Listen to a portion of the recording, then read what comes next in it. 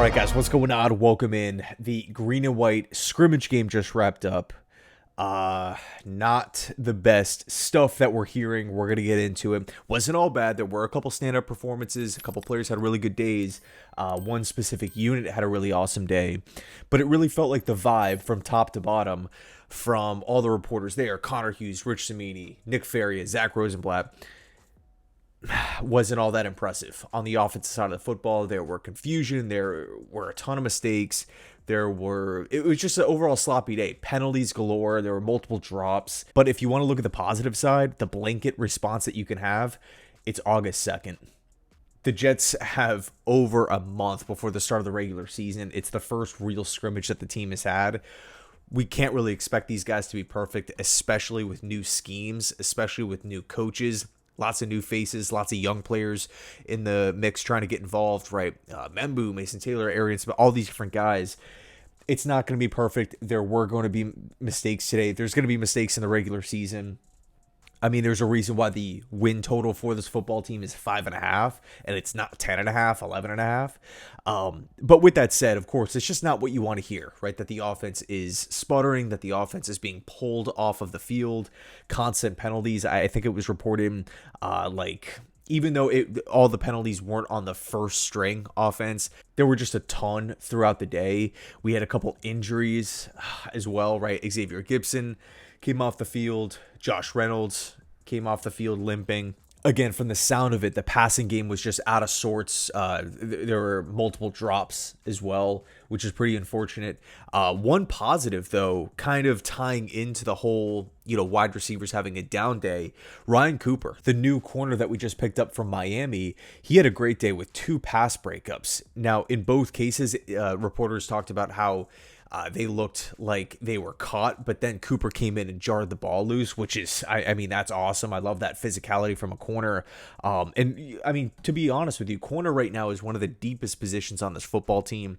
Of course, you got your top 3 guys. Brandon Stevens, also another stand-up performer from today.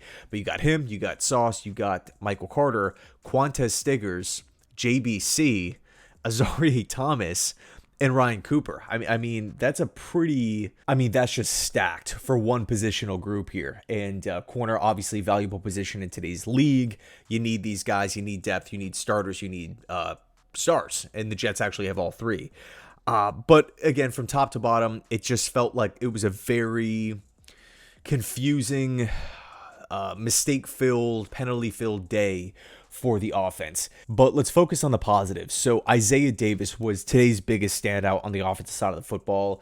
Supposedly he ran hard. He was making multiple plays. And really the run game overall, the right side of the offensive line was having a lot of success in the running game. That whole section, right? Armand Membu, AVT, I guess we could throw center in there as well in the run department. We can, if we can establish a solid running game this early into camp, I mean, that is awesome, especially with the new first rounder. We're not even talking about Olu, John Simpson, who of course is dealing with I think it was a back injury right now, but the right side was kind of the focus point, that trying to figure out that right tackle position. But, so far through camp, with pads on, it sounds like this side of the offensive line is absolutely rolling when it comes to run blocking. Pass pro, kind of up and down. There's been some reps that have been won, obviously, but Will McDonald, another standout from today's practice, multiple sacks on the day. But, Will McDonald has had a really strong camp from top to bottom. When you want to talk about fit in this style of system, when you want to talk about rushing the passer, overall, supposedly he's put on strength, and it's like everything is trending up with Will McDonald, and that just fires me up, right? Because Jermaine Johnson's missing all these reps, and you're hoping, okay, you know what, former first-round pick here, new defense, new coaches, can they maybe unlock or get Will McDonald to grow, to evolve to the next level? If that's the case, look out opposing quarterbacks. Now, Nick Faria did report that Quincy Williams had a standout practice just flying around at the linebacker position.